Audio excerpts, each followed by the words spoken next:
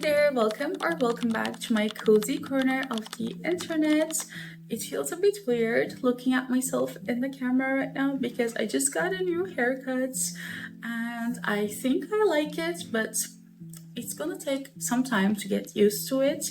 Anyway, we're exactly a week away from August, so I'm once again here to talk to you about all the cozy game releases that I cannot wait to play this month. And we have a total of 19 games. As always, I'm gonna give all the platforms, all the dates, and everything will be timestamped, so hopefully this video will be helpful to you for planning out your month of cozy gaming. Before we get into the video, I'm giving away one Steam key for K-pop Idol Stories Road to Debut, and to enter all you need to do is like the video, leave a comment and subscribe. The third step isn't required, but as a small channel giving this YouTube thing their all, it's really appreciated. I will also be running the giveaway on my Discord server, so you can also enter there to double your chances.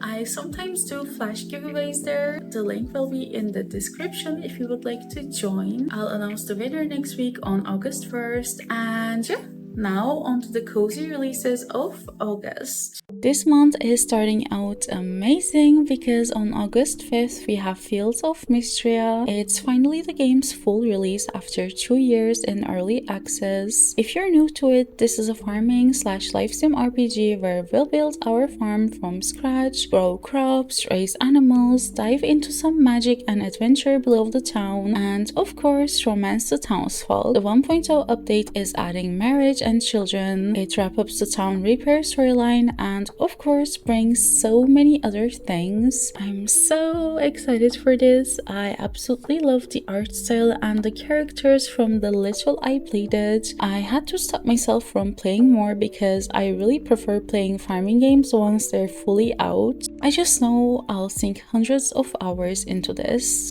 On the same day is Mazey Village, and this one is releasing to early access. One cozy farming game out of early access and one right back in to fill the gap. This one's a cozy town restoring adventure where a tornado scatters all the homes, villagers and their belongings, and we're the ones exploring mazes to recover everything and rebuild the village bit by bit. For early access games, I always say you should keep your expectations in check no matter how good the game looks. It looks quite cute though, so it's worth keeping an eye on. Also releasing that day is Block.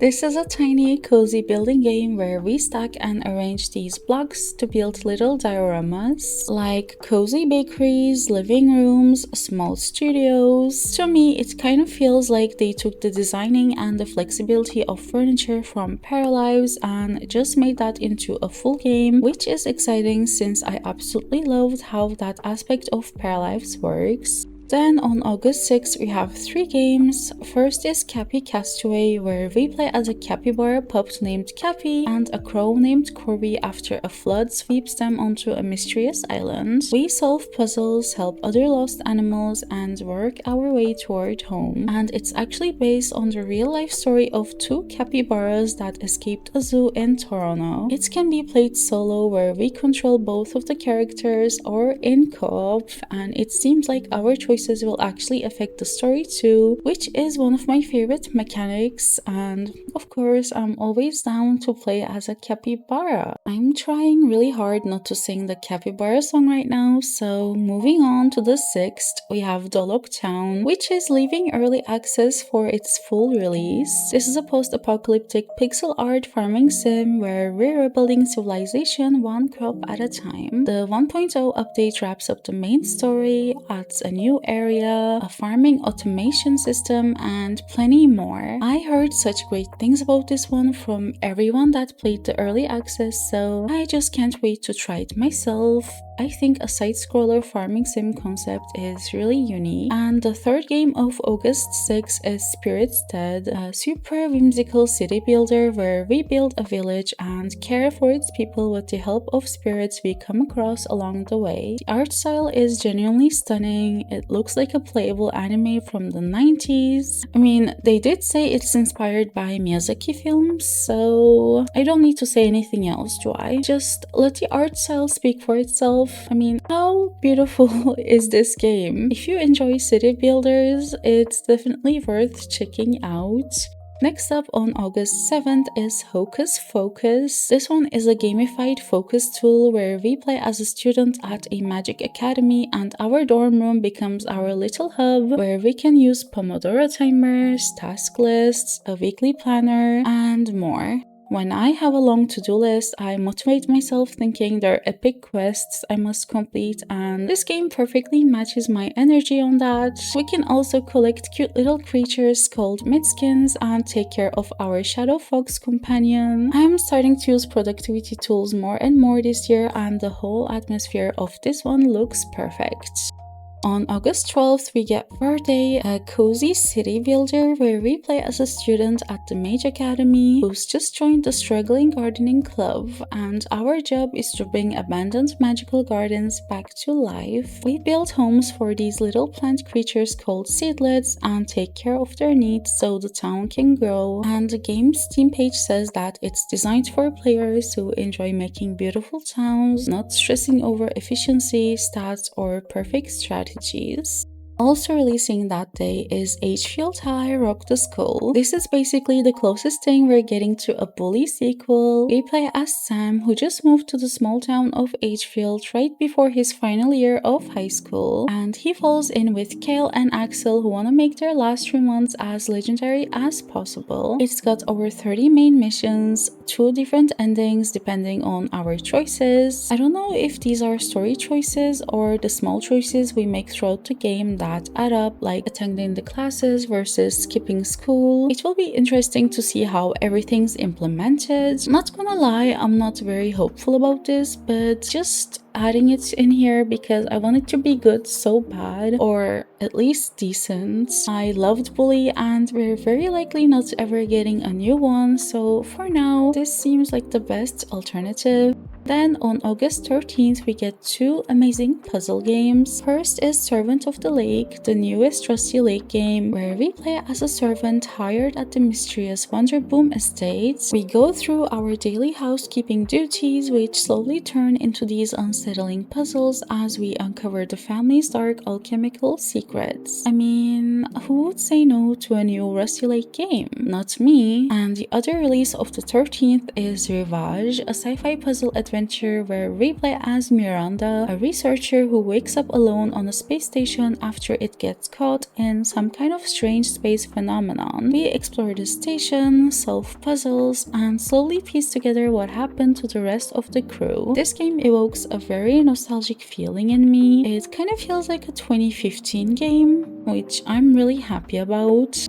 Next up on August 17th, we have Tukoni Forest Keepers. In this one, we play as the forest spirit Tukoni as autumn arrives, meeting all these whimsical characters, solving puzzles, and of course brewing tea while helping the other forest keepers get ready for winter. This is the cutest game. I believe it's based on a series of award-winning books, and it literally looks like a playable storybook. There's a prologue they released years ago that was amazing. I just know it will be the coziest time. Also entering early access that day is Nimbit Frontier, a creature collecting life sim where we arrive in the frontier town of Star's End and work on restoring lost creature species called Nimbits. Instead of battling them, we raise them, build them habitats, and release them into sanctuaries once they're ready. And we can also explore a roguelike area called the Underwild, fish, and build relationships with the townsfolk, and I must say the characters actually look quite interesting.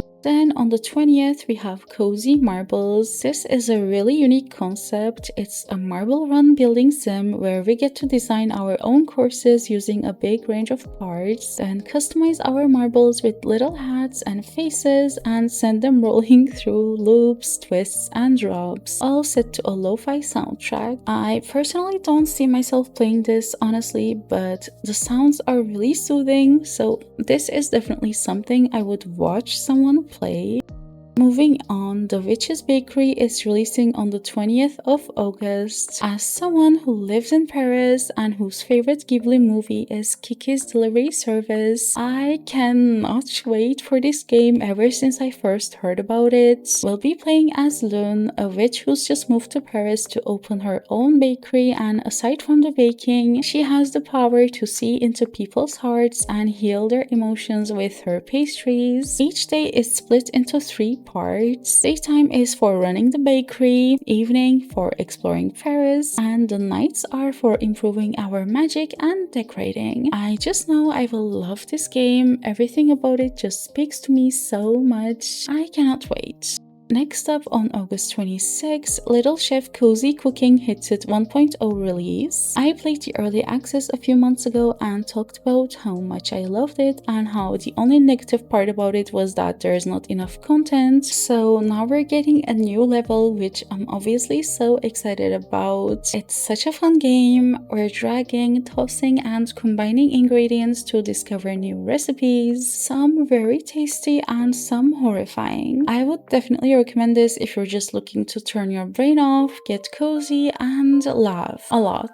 Then on August 27th, we have 3 amazing games to close out the month. First is Lou's Lagoon, where we fly our own seaplane between islands after getting a distress call from our Uncle Lou, who's gone missing. The islands have been wrecked by a storm, so we use a vacuum tool called the Swirler to gather resources, rebuild the communities, and figure out what happened to him. I love myself a good cozy exploration game, so I'm really hoping this will scratch the itch. Next is Kalanoro, an action-adventure platformer set in a world inspired by Madagascar's folklore. Our whole goal is to build a band of lemur musicians to take down the witch Ranini, mixing platforming and combat with band management minigames on our tour bus. It definitely looks interesting. And finally, of course, it wouldn't be a Nora video if I didn't include one questionable choice that makes you go, this isn't cozy. So the last game is Resonance, a Plague Tale Legacy. The previous 2 Plague Tale games had really slow gameplay that almost felt like a walking sim and amazing narratives. The world building and storytelling was amazing, and they're quite the comfort games for me, even though we face really disturbing things. In this one, we have a different protagonist, Sophia, and it's set 15 years before Requiem on this island tied to Minotaur mythology, and it does look more action-oriented, but I want to believe they didn't change the formula that much and that it will still feel the same, so I'm very excited.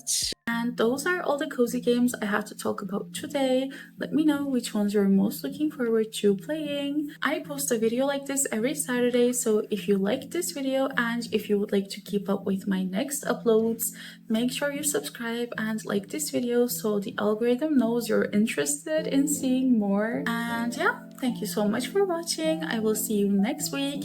Until then, stay cozy. Bye bye.